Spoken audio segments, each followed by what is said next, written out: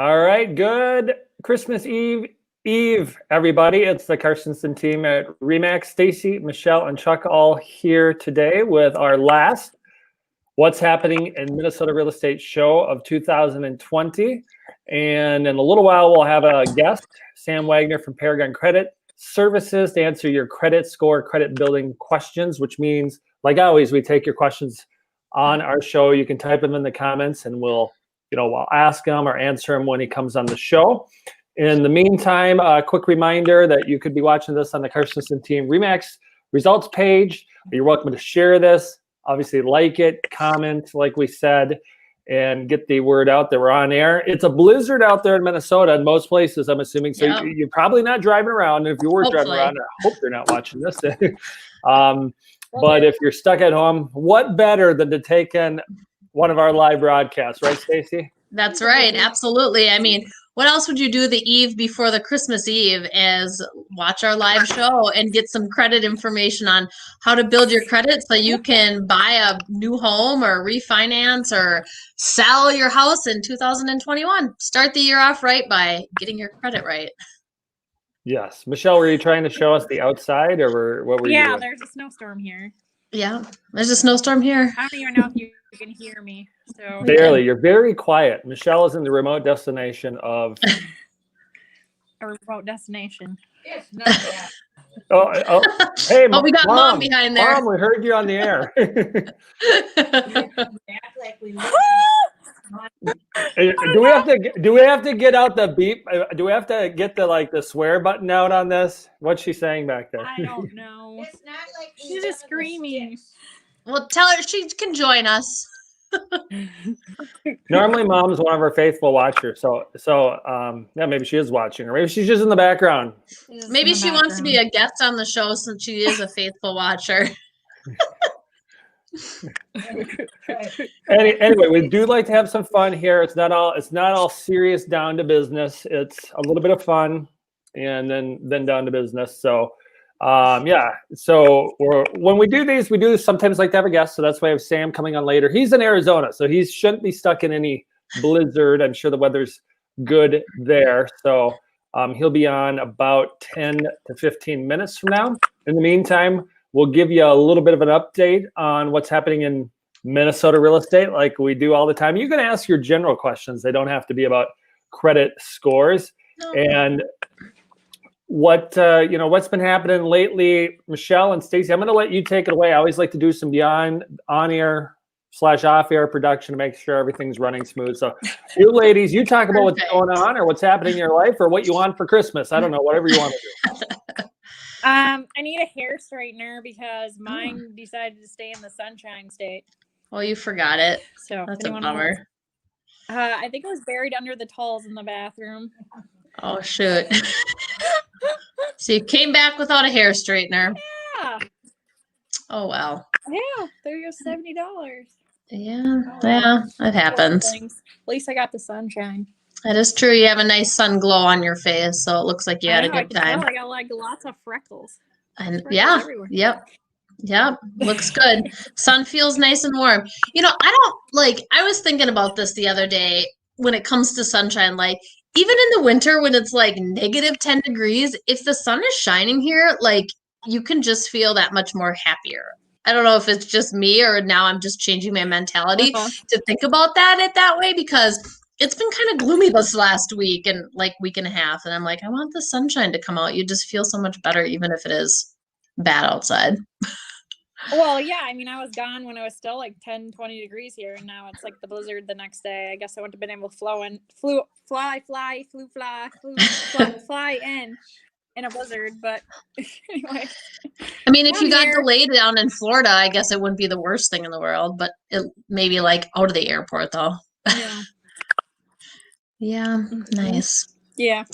Well, that's good. The airport would be nice. Yeah. So I haven't been around a lot for the last 10 days, so I'm not really sure what the real estate market is here. I know it's still multiple offers from what I see. But... Yeah, I've been working with a number of clients, and it's still there's not a ton on the market right now on certain price points between that 150 and 250 price point. There's not a lot on the market, and if there is anything on the market, it's going in multiple offers. and going really quick. I've had some clients that have been looking since this summer, which I think I've said a few times. And we wrote an offer sight unseen above list price and we didn't get it. I mean, it's crazy how quickly things are going right now and just nuts. I don't know. So the market's still pretty hot. I think it's, like I told some clients, people don't like to necessarily list right at Christmas time. So they might have just kind of waited till after Christmas is over, the long weekend, and then they'll start listing more actively come January. So that's kind of what I'm seeing right now. Well, I've found that if you have, this is one thing I learned in the last 10 days. If you have a really good credit score and you can afford a 15-year loan, it's 2%. Really? 2% interest. Wow. Mm-hmm. To buy, not to refi. Buy. Yeah. Bye. Yeah, and to piggyback on what you're saying, it looks like we're on the air on all channels. So again, anybody out there, you're welcome to comment and share it. And while you're gone, Michelle, I made a couple offers for one of your buyers, and I told them at the first house that normally this kind of house can 5 to 8 offers, and you're gonna have to go overpriced. So they made a good, solid, no inspection, over the price, flexible closing, and then we found out there were 16 offers. So what happens then when there's 16 offers is somebody's probably a cash buyer. Somebody's got 20, 40, 50, 60%, lots of money down. And if that is also over the price, sellers take that. So one of the biggest challenges end of the year, going into 2021, if you're an FHA buyer, low percent down, conventional buyer, low percent down, meaning like 5% down. If you're in competition or major competition, it seems like the sellers are taking the high percent down offers. And we've done that when we've had several listings on some of our properties.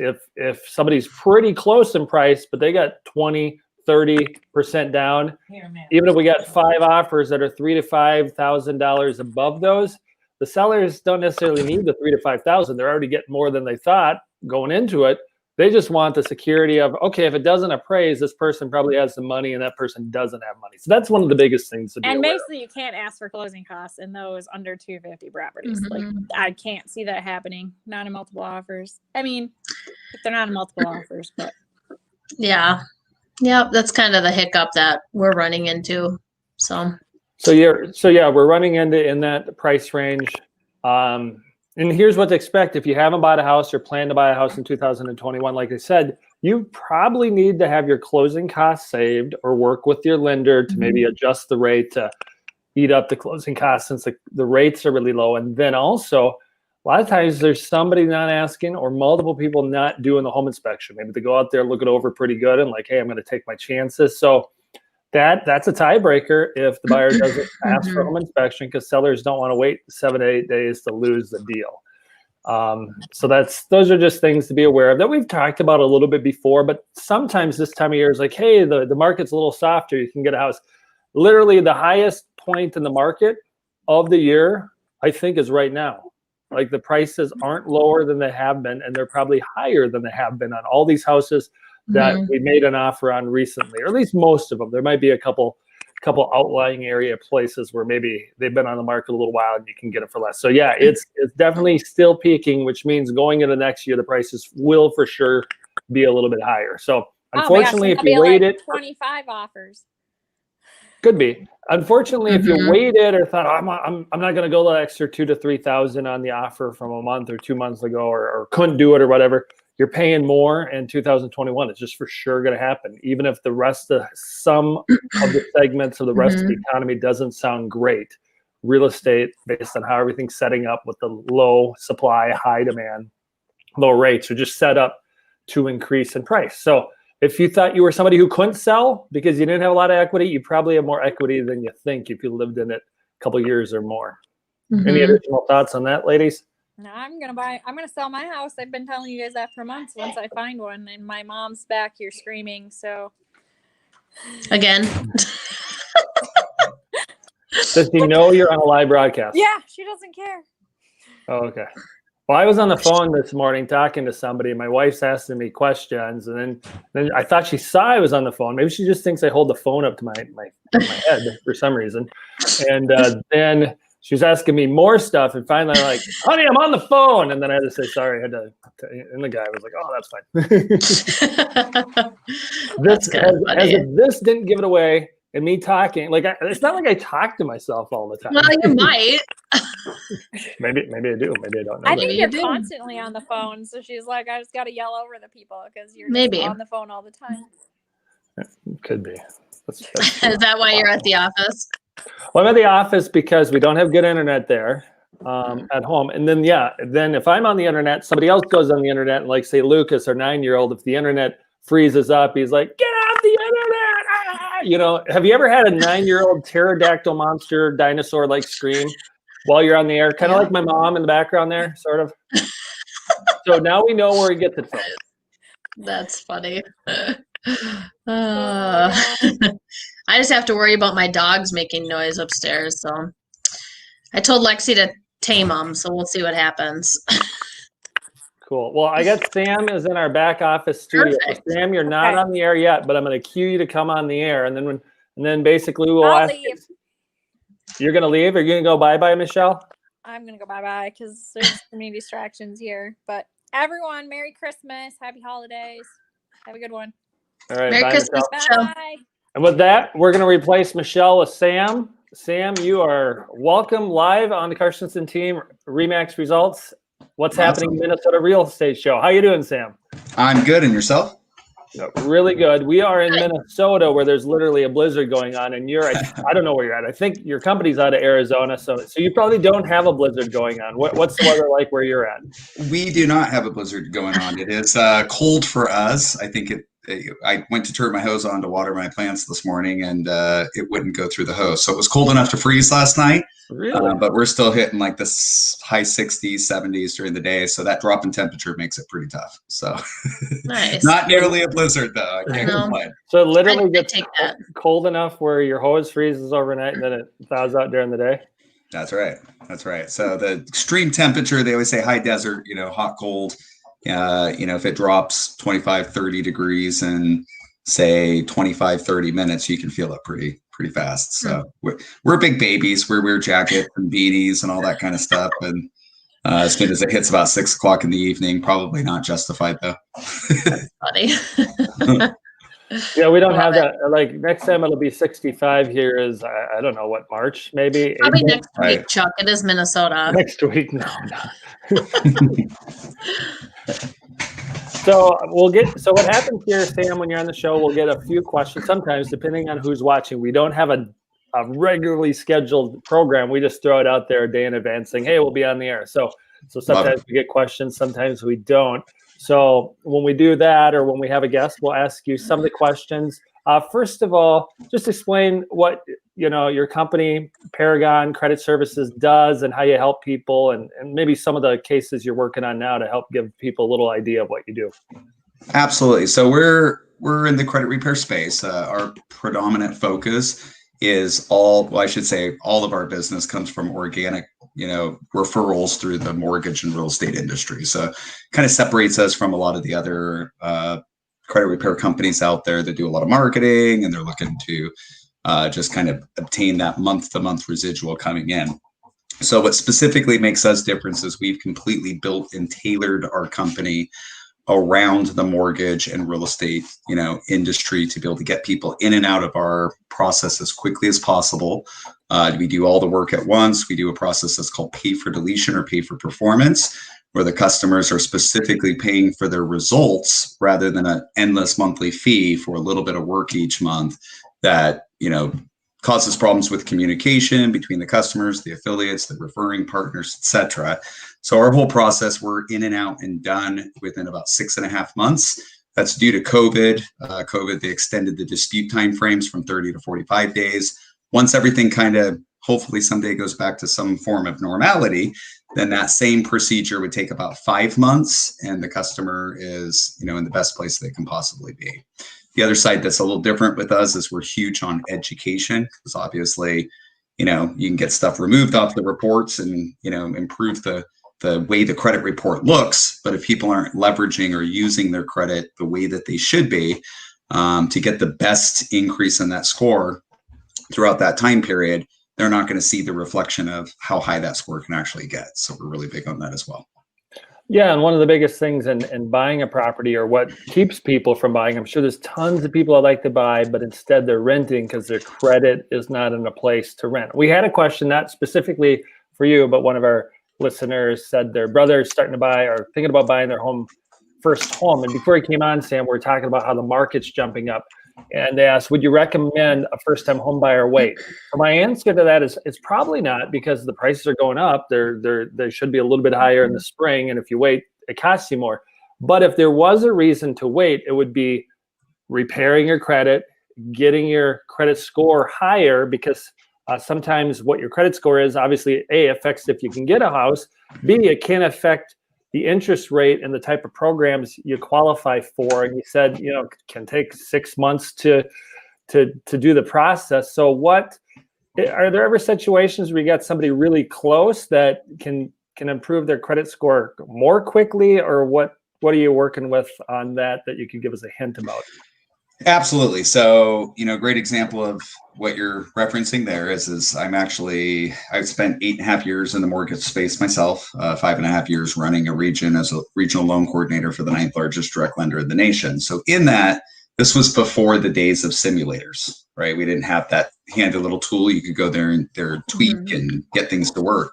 So there's a lot of little tricks within the simulator that, loan officers aren't always aware of.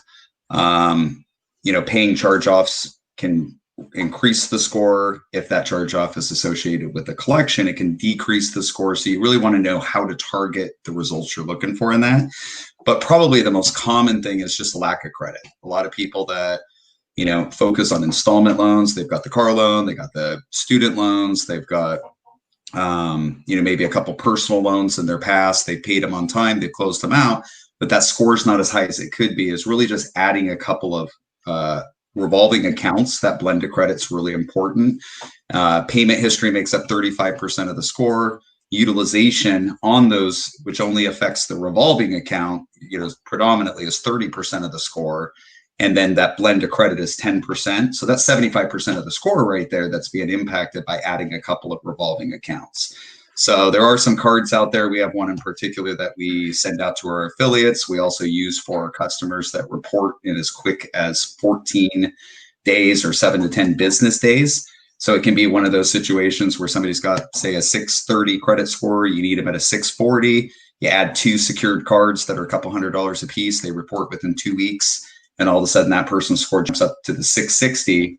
You got a lot more lending options at that 660 than you do with the 640. And the underwriters are going to like that a lot better as well, versus the bare minimum that they're at. So I would always say, if you can get into the house first, get into the house. And then, if rates continue to stay low, then look at refinancing 6 payments later to a lower rate and term. And of course, in this space, in our industry, or at least in the mortgage industry, you're doubling up your loans that way and doing something better for the client the long term anyway. So you can always get them in. They don't have that payment that first 30 to 45 days after they buy. That's a prime opportunity for them to be able to get into that credit repair, have that extra money to pay for it.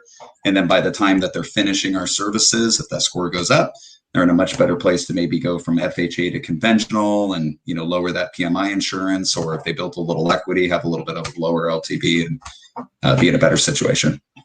Yeah, that's interesting. I like what you said there. Is you can actually, in some cases, it sounds like, hey, get in the home, you qualify it, and maybe your interest rate's a little higher, but then use the credit repair service to help get that score to come up, and then you can refinance. And this is the type of market where that actually makes sense, A, because the rates are low and they seem like they'll stay low, and B, you might get in there for a few months and you have already a little bit of equity to just feel okay about refinancing it if you need to. So that's a good point.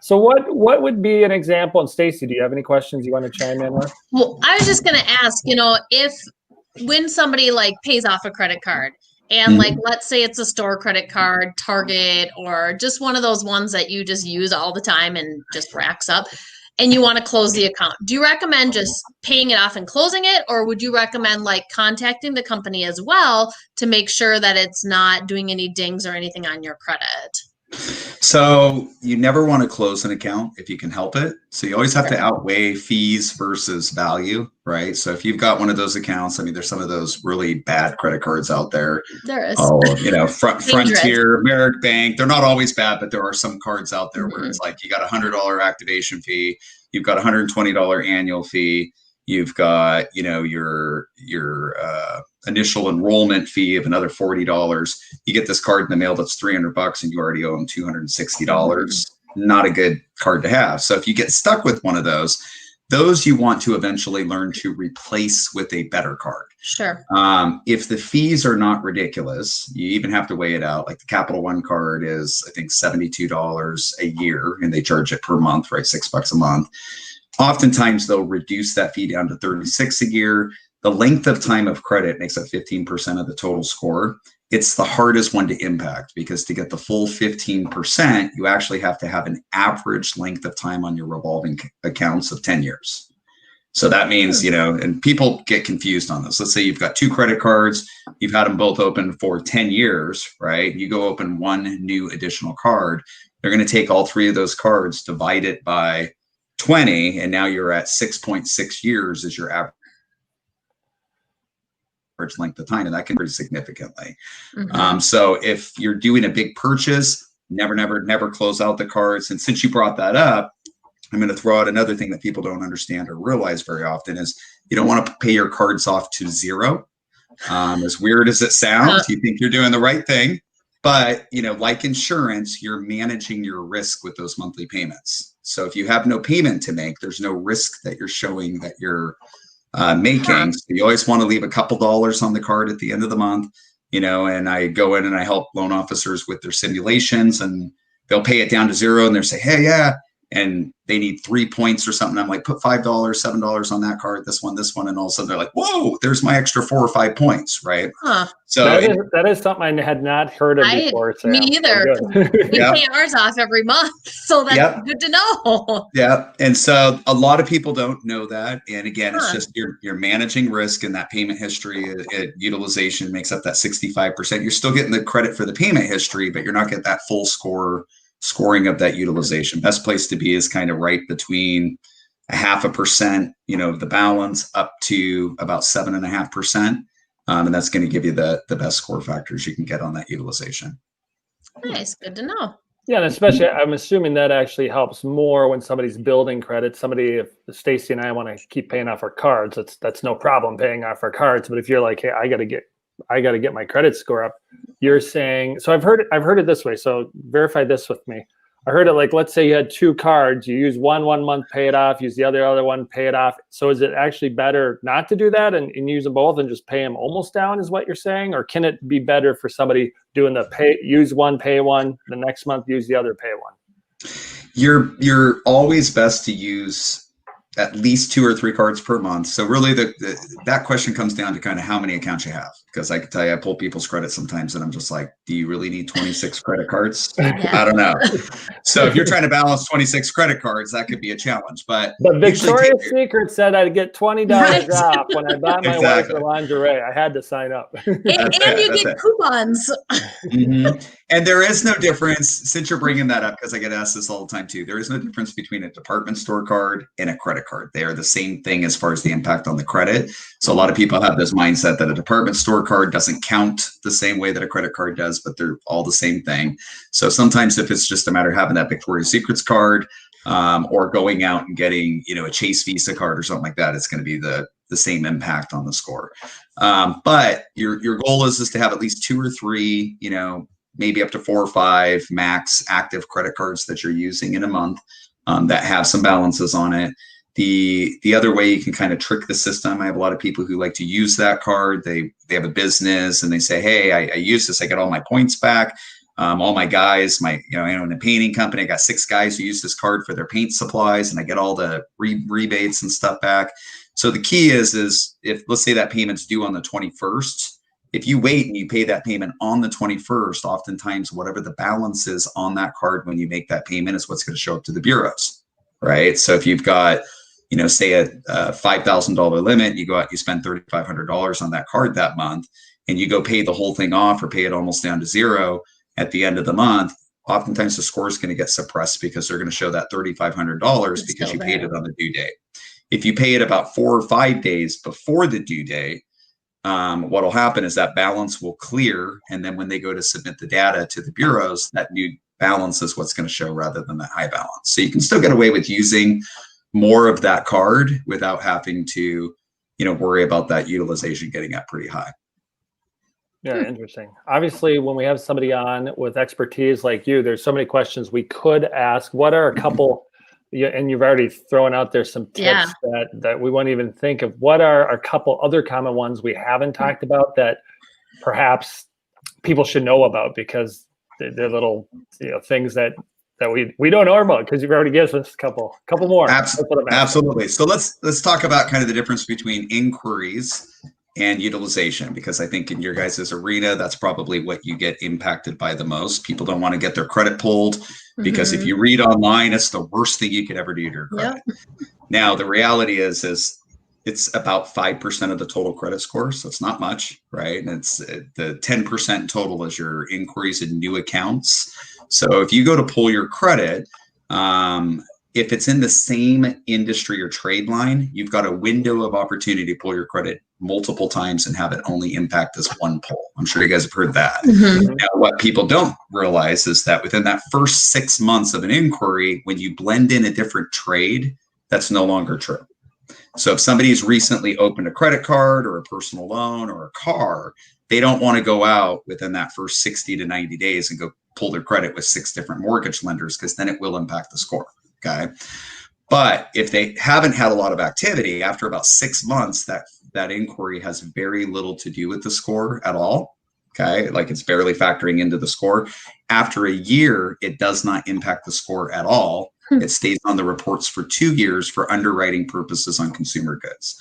So if you apply for that card that gives you 10,000 miles and they don't want to give it to you and they want a reason to tell you they can't discriminate for any other reason, so they're going to say, yep, you have too many inquiries in the last 2 years, but it stops actually affecting the score after 1 year. So knowing that helps a little bit. If you're actually trying to get somebody to pull credit, get them that pre-approval letter, they're terrified to pull their credit. And again, that area only affects 10% of the score. Now, utilization affects 30% of the score, and it works on tiers of 10. So under 30 is good. Under 20 is great. Under 10 is excellent. Okay. Now, it doesn't mean at that mark, you want to get it actually under that mark, which is why we always kind of say 8.5% or 7.5%, 8.5%, 18, 17.5% to 18.5% to get it under that 20 mark.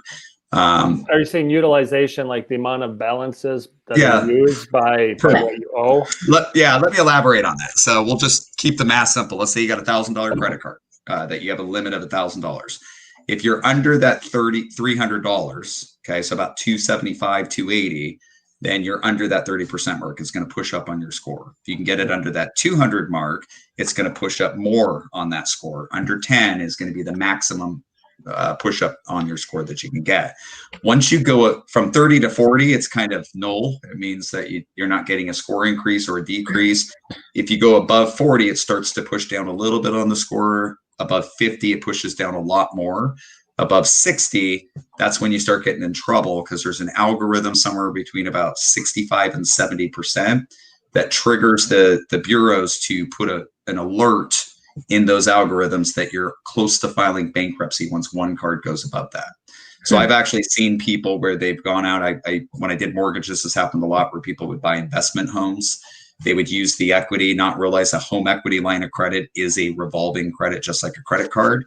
They'd go out, do home improvements, then turn around and go try to buy another house. And they'd go from the last time we pulled their credit having a 740 credit score, and all of a sudden now they're at a 660. And they're like, what's going on? I've never missed a payment.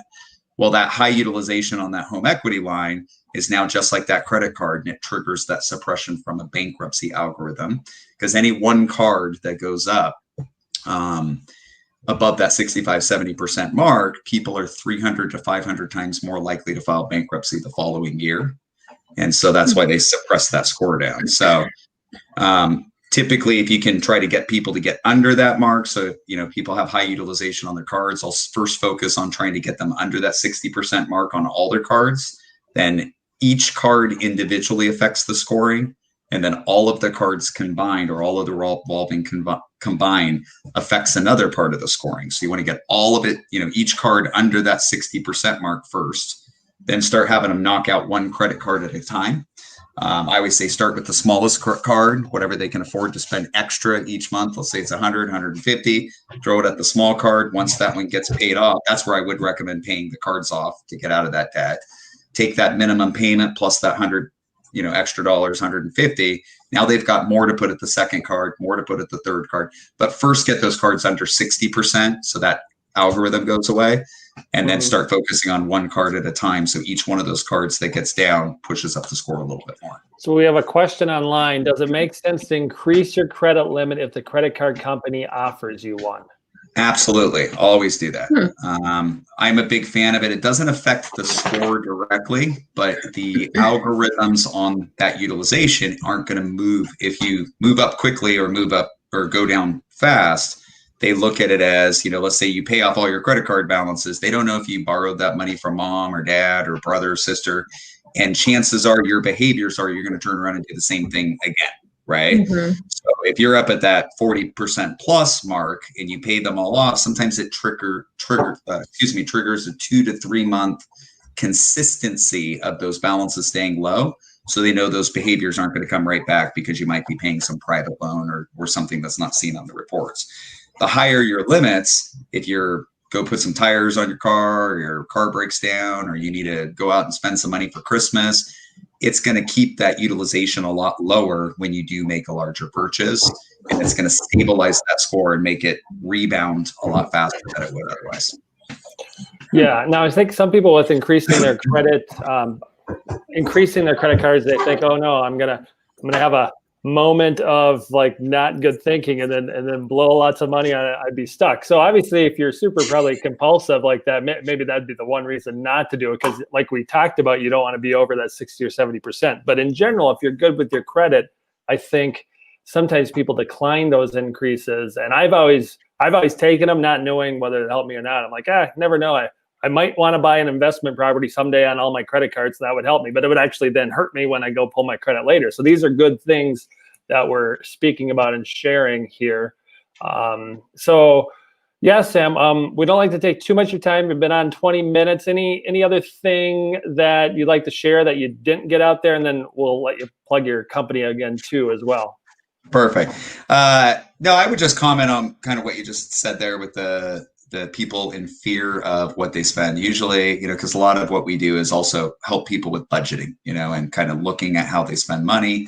Obviously, credit cards are the highest interest rates out there. So you really want to focus on not getting in debt, because if you ever look at the back of your credit card statement, in most cases, it's 14 to 17 years making that minimum payment before you pay the balance off, especially when you got high balances on there. So I always just advise people, if you don't have the money in savings to be able to pay it off within 6 months, don't buy it. If you can't pay that credit card off within 6 months, you probably don't want to put it on the credit card at all, right?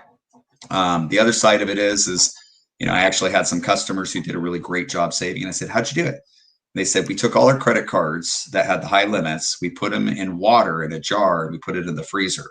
So we had to wait until the ice thawed before we could impulsively decide to make that decision. I thought that was great advice. So if you ever come across customers that are like that, where, just throw some of those ideas out there for them. The idea is if you need that limit, if there's an absolute emergency, you've got to let the ice thaw overnight or put it on hot water or something. And, usually by the time it's thawed, you had plenty of time to think about whether or not it's a smart purchase. So that's some great advice for any of your customers out there who are having a hard time saving. Yeah, and that's great advice for anybody really looking to work on their credit. Like this, I would say, as far as helpful feedback for people, most people need to work on their credit one way or the other, at least learn some of these things. Even my sister, who left as you were joining, because she's kind of in an area where there's not a lot of cell phone range, is commenting on our feed like, I didn't know that. Great idea. So, that's why we have you on. We're all learning from this. This is very good. So I'm getting a lot of comments saying this is great information. Thank you. This is good. So this is probably one of these situations where we will have you back on again, because there'll be other things that come up, and obviously, hopefully over time, some of these people that are working on their credit or want to work on buying a house, they'll reach out to us and we'll send them to your company to get going. So one more time, tell us a little bit more about, you know, how your services work for people who might have joined us late or missed it earlier. You can, you know, say your number or whatever, and I'll have a link, which I have on some of the Facebook page, to find you as well. But give us a little rundown on that. Absolutely. I just put my email address and telephone number as well as my name in the private chat there too. Oh, perfect. So it's there. So, you know, just a quick little overview. Paragon Credit Services, we've been in business for just a little less than 10 years. I actually think it's been right about 10 years. We were set up in the mortgage space specifically to work with people who are trying to get into homes. Everybody in our company, for the most part, either has mortgage experience, real estate experience. We're all kind of from this industry. And the big solution that was always needed in this space was trying to get somebody who can get in there, get out, get the work done, and ensure that people are actually getting closer to buying a house or buying a house by the time that they're done. So we've set up what we call pay for deletion, pay for performance. The clients, the way it works is they enroll with us. Once they've enrolled, they pay for the actual removals that we get off of their reports. We put that into a balance or a bank. And then as they go through the process, we keep it affordable. They pay us a set monthly fee of $99. And that's always go towards what's been removed off their report. So that way they're not, you know, getting some random bill each month. It's something they can afford. With that, we do credit monitoring throughout the process. So we're able to track their scores, pull new reports, see what's been removed. We give our clients a client portal, as well as any referring affiliates like you guys would be getting your own portal, which is like a CRM where you can track all of your clients that have enrolled with us. You click on their name, it pulls open their client portal. You can see everything that's being done, where they're at in the process, where their scores are at, you know, on each new round that we get through. And then at the end of 6.5 months, we do a final completion report where we tell you all the work we did, everything that we asked the customer to do, how well they followed the instructions, what they can continue doing to further improve their scores, and, you know, kind of where the overall, I guess, performance of what they've gone through in this scenario here. We keep very high ratings. We run a 4.8 to 4.9 out of 5-star reviews out of most of the site reviews out there for that reason. And, you know, some of the assurances that we put there as an affiliate partners, we do have we have what's called a first work fee, which is kind of a startup fee. And I'll give you guys kind of an overview on the prices. It's $299 to start for an individual, $499 for a couple. We can get them started for $99 each, less than that, and then push that out. So they're kind of financing the remainder of that. So it's more affordable. And then once we start at $75 per item, per deletion, per report. And again, that goes into a bank. We allow them to finance that through the process. And at the end, we either owe them a little bit of money, they owe us a little bit of money, or it's right about where, you know, the end would come out, depending on what those results are. And the credit monitoring runs $22 a month. So the total monthly budget's about $121 a month. Throughout the process, when they're done, that 22 goes away. So it's just $99 a month if they still have a balance remaining. And then we provide excellent education. We got about 16 whiteboard animation videos that we send out that talks about some of the topics we talked about today and a lot more. And that way it affects all learning styles and everybody who watches them. I mean, I get a lot of my clients that are like, hey, this video was great. I can't wait to watch the next one. So we want to ensure that they're learning. And for you guys, that first work fee, we give a money back guarantee. If they finish the services and they're not happy for any reason, we'll give them that first work fee back. And we warranty our removals, which is, we're the only ones out there that I know of that do that, where if they get it removed and it comes back on the report from the same collection agency or data provider, you know, 2, 3, 4 months later, even a year later, we'll turn around and we'll redispute it, or we'll refund them the money that they paid us to have it removed. So we put a lot of assurances in place to protect the affiliate. That sounds good. And yeah, what people probably realize but may not realize is that you know, not having great enough credit obviously can prevent you from buying things, but also can make you what you're paying for cost more. So it is well worth the low monthly fee, the reasonable fees to work on your credit, get it better. Because long term, if somebody puts that time, effort, and a little bit of money into working on their credit, they'll get that money back over, you know, financing things for less. And that's a big thing that people need to know that they're probably not aware of. I got to plug in my computer, so I'm going to duck a little bit, but yeah. Sure. Well, and on that note, I actually did pull some stats, just kind of going to a few websites before I jumped on here. So it's glad that you segued into that. So just take a $25,000 auto loan. Right now with good, or I should say very good to excellent credit, the rate's about 3.11. My wife and I just bought a truck a few weeks ago. Obviously in my space, I should have excellent credit. We got 2.89. So you can do a little bit better than that, but 3.11 was what popped up. The payment on that specific loan with a 3.11 would be $450 over 60 months or 5 years. Okay. I'd say anything less than probably a 620 credit score, which there's a lot of people out there, and a lot of people have this mindset that 600's a good score, but it's really not. That's still considered very poor or fair, I should say. They're typically going to get somewhere around the 12% or higher interest rate. 12% is usually on the low end of that. So an interest rate at 12% takes that same $450 payment, brings it up to $556 for that same exact transaction. The difference over that 5 years is $6,341 or $106 a month. Now, I always take people and say, what if you invested that money in something else, right? A home, same situation, 30-year home. Right now, rates are trending up and down a little bit, but 2.75 seems to be, pretty average rate out there. That puts the payment on a $275,000 mortgage, which is our average here in Phoenix at, $1,123 for principal and interest. If they turned around and had, a 640 credit score, usually 640 to 660, which still, again, is still higher than that car payment, their payments usually, the interest rate's usually going to be about a full percentage point higher. And that puts that same payment at $1,274. So you're looking at, the increased mortgage insurance as well in a lot of cases, so that can bump that payment up even more. But the savings difference is $54,000 over that 3 years.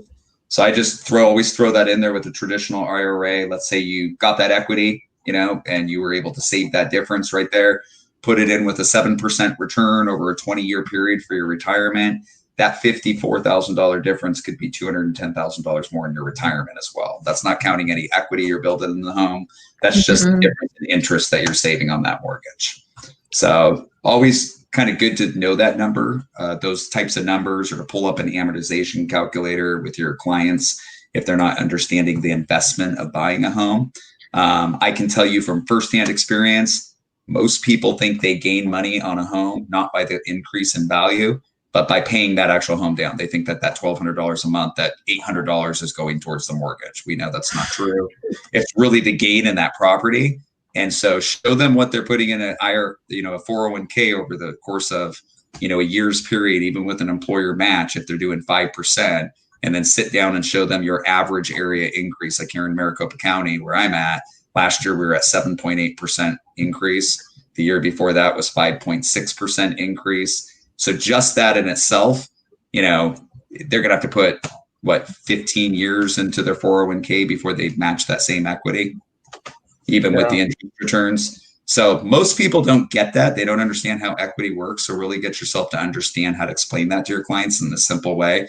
I love the example of a 401k versus, you're paying rent, but the difference is the bank is going to let you keep the interest on the value of your house each year that goes by. And when you can show them what that looks like, they go, whoa, I had no idea. And suddenly, the cost of credit repair services or saving money for a down payment is nothing. Yeah. And that goes back to the question we asked, had somebody ask before. That's why, in general, where we see the market trending, which we believe is projected in our area, you mentioned appreciation in your area, in most of our little areas that we work in Minnesota, to be up 7% in 2021. So if right now, wherever it's at, which seems high to people, like, hey, should I wait to buy because it's high? No, 7% more. Like you said, if we showed them, put that money in a 401k, it take 15 years. You buy now, and how the market sounds to be going, your value go up 7%. And if you're like, well, I can't buy because my credit's not that great, we're talking 4 months, maybe quick, 6.5 months long-term, depending on where the credit is based on what you told us earlier, that they can get their credit score up, be ready to buy. And also, even if they've got an okay credit score, get the credit score up higher and just invest, a few $100 with your services so that over the course of the rest of their years on the loan, they can save thousands and thousands of dollars. So that's absolutely right. So I'd say always get them, if you can get them to buy now, just because that equity is a huge thing. And, I always personalize it for people and say, look, I bought my house in December 2017, 13. So we're just hit our 7-year anniversary of buying our house. We bought it for 185. Just went to get rid of our PMI and had it refied since the rates were really low again. And, the appraisal came in at 370. So in 7 years, we've almost doubled the value of our home. And I go, you know what? I could sell my house today, and that's tax-free money because as long as you're there for 2 years, you don't have to pay the taxes on your gains as well. So nowhere else can you get that kind of investment. Yeah, and that's why home ownership is such a big thing. And they say for a lot of people, home ownership's most of their wealth. Like your wealth is just higher with home ownership. So that's all good stuff. So like I said, Sam, we'll probably have you on again in the future. If you want to come on, we got your information posted online. This is great information for the listeners. We have replays of this. Obviously, you can find it on my YouTube page.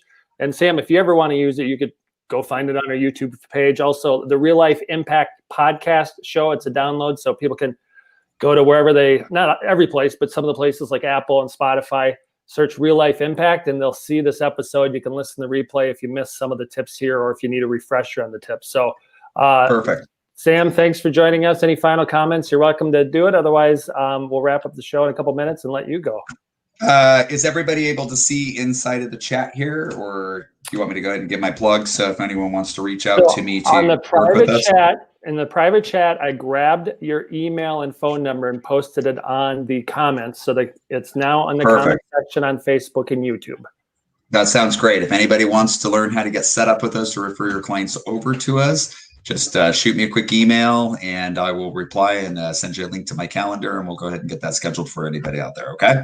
That's awesome. Well, thanks again for your time, Sam. I'm sure you're kind of wrapping up things before Christmas weekend here. So Merry Christmas, Happy New Year, and thanks for joining us. Yeah, thank you. That was great information. Thanks for having me. Absolutely. And I'd love to do it again. Just let me know when. All right. Take care, Sam.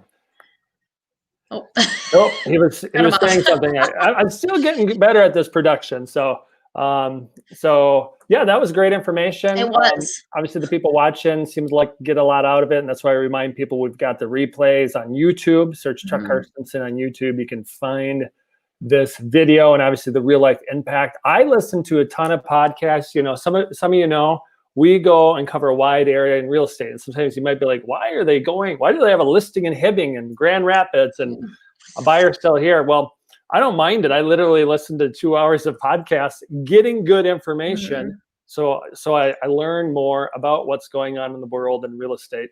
So that's one way. You can download this podcast, and if you have a drive somewhere, put it in, plug it in, and listen to it. So we'd love that, and love to keep getting more downloads. So Stacy, what was the biggest takeaway? Something you learned from Sam that maybe you hadn't thought of before? Not to pay off your credit cards to a zero balance. Like, it's kind of refreshing to hear that, because I don't know, some months generally speaking, during the holiday months, people max out their credit cards. And then come January, February, people are panicking to pay them off. And it's kind of refreshing to hear that we don't need to panic to have them paid off. Just pay them down a little bit.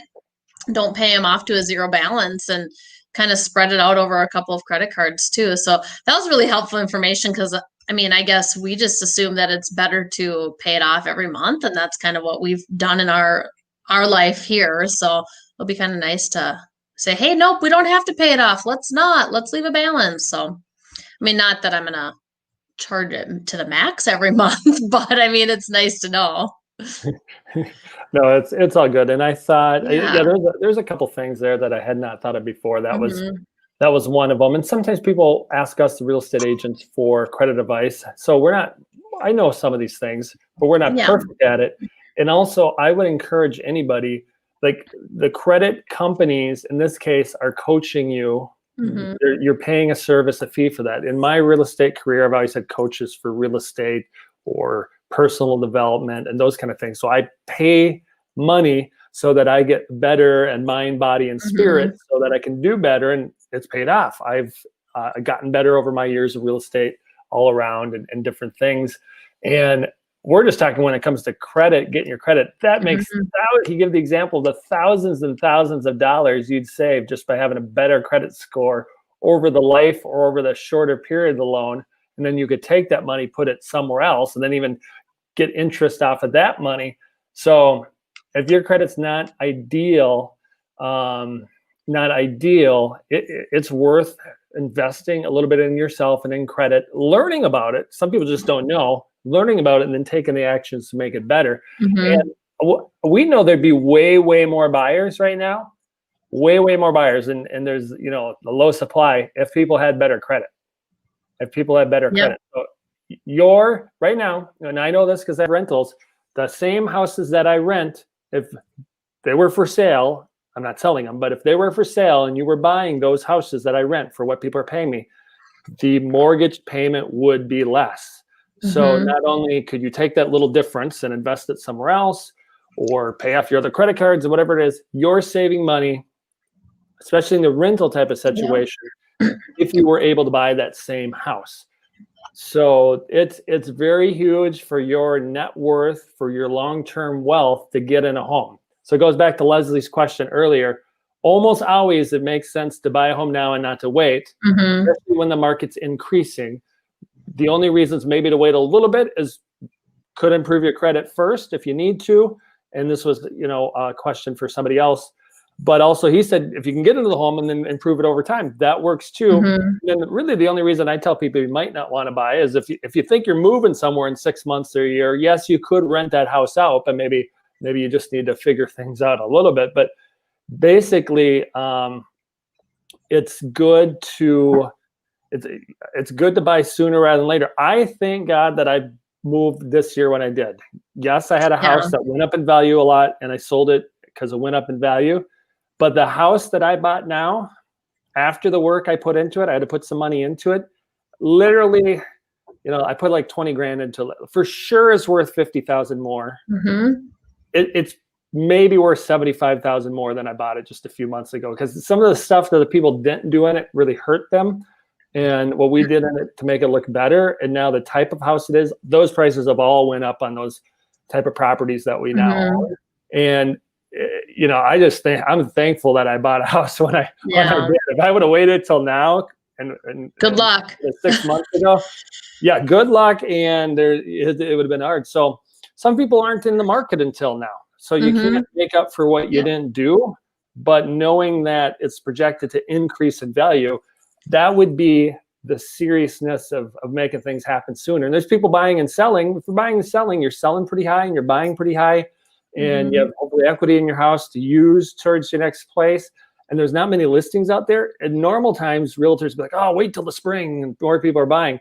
There, like we said right away in the show, there's people lining up to buy these houses because there's barely anything out there. So you could literally list your house next week. I probably wouldn't say listed December 25th. No, probably not. But next week, right away in the new year, and you're going to do better than you ever have done before in a December, January sale as a seller. Yep, I would agree. All right, Stacy. Michelle's commenting. She's like our follower. She probably took over the internet at Wayne and Gale. So Wayne and Gale did not comment today. I think they didn't get to follow. They didn't get to follow. Maybe they're watching together from Michelle's channel. Probably not. I don't know. She's probably getting ready for Christmas festivities. I'm not sure. So Christmas festivities, you all ready for them, Stacy? For the most part, I just got to know. I finished wrapping all my presents yesterday. UPS dropped off one of the last two, and hopefully tomorrow I get the last one. Hopefully. And then we're set and ready to go. How about you? Are you going up to your parents' house, or are you staying in town? We will go visit the family on Christmas and say hi to Mama and Daddy. So hi, Mommy and Daddy, if you're watching now. And visit them. And what I was going to say is, you know, we get so busy, at least real estate, I get, maybe it's just because I'm 43 now. Sometimes I forget, okay, what do we got to do? We got to buy gifts. So I bought these gifts for most people. So I last week was wrapping them like, oh, who did I buy for? Okay, I did pretty well. I've got most people. And then my wife's got this whole pile of gifts, and she doesn't like wrapping gifts. And I didn't really get on her, and I think she's starting to wrap them today. I'm like, you got to wrap these so we know who we didn't get a gift for or whatever. You know, when you got kids, you kind of want to even it out. So hopefully when I get home, she'll have a better idea of who we're missing, and then we'll probably need to wrap up our final shopping. Nice. And then we'll be wrapped up for Christmas. It's funny. My husband was like, well, you know, he's like, oh, who do we still need to buy for? Or what do we need to get? I'm like, well, we're done. So he's like, well, before Christmas, usually before the kids start opening presents, he's like, okay, so what did we get the kids for Christmas? Because he just doesn't have any idea. He's just like, I just kind of, I don't know. Maybe it's the controlness in myself, the control freak, but I just kind of take it over, make a list of who's got what, and try and make it fair. And yesterday I was bringing gifts up, and my son, so we have a puppy, so there's a baby gate around our Christmas tree right now, so the puppy doesn't get anything in there, and it's kind of getting full in there, and he's like, geez, Stacy, I think you overdid it a little bit this year. And I was like, it's good to know, because, you know, every year you just feel like maybe you didn't give him enough or not, so he thinks I overdid it, so I'm great then. I was like, no more gifts, I'm set and ready to go then. I think every year, I think we overdo it. I don't know that we did or didn't this year, but it's like, oh, wait, we got that. Oh, we got to get another one. Kind of like I said, we got to balance it out. And then by the time we balance it, it's like, whoa.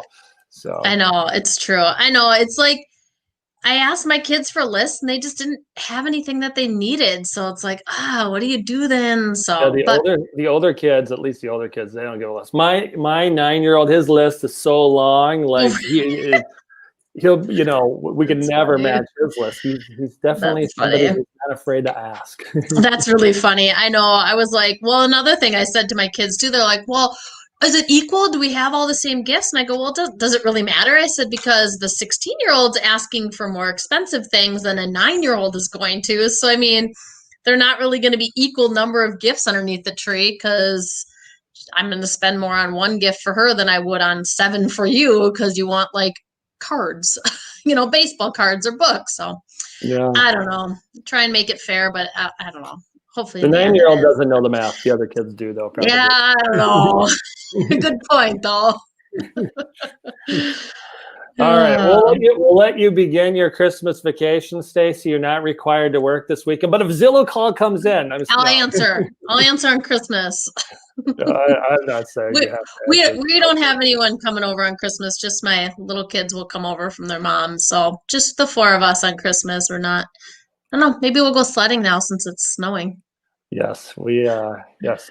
There's stuff to do out there. So it'll be a fun Christmas, whether you're going nowhere or staying home or going to visit one person or whatever the rules are in Minnesota that